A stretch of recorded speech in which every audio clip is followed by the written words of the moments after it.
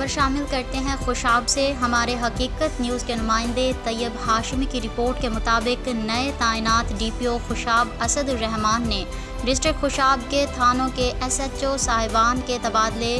خوشاب میں نئے S H O تھانہ خوشاب ملک عبدالصمد ورک جو نڈر، بے باک اور دلیر آفیسر ہیں، آج خوشاب کے مقامی صحافیوں کے ساتھ تعارفی میٹنگ کی، جس میں خوشاب کے مقامی صحافیوں نے شرکت کی۔ صحافیوں سے بات چیت کرتے ہوئے ایس ایچ او کا کہنا تھا کہ جرائم کو جڑ سے اکھاڑنے کا عزم رکھتا ہوں اور جرائم پیشہ عناصر کو عبرت کا نشان بنائیں گے۔ پولیس اور صحافیوں کا ہمیشہ سے چولی دامن کا ساتھ ہے۔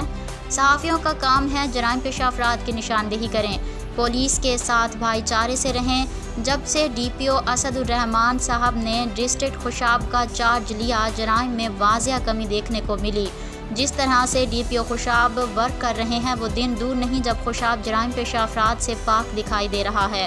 جس طرح ایس ایچ او تھانہ خوشاب نے صحافیوں کو عزت دی ہے، اس سے صحافیوں کی حوصلہ بڑھے گا۔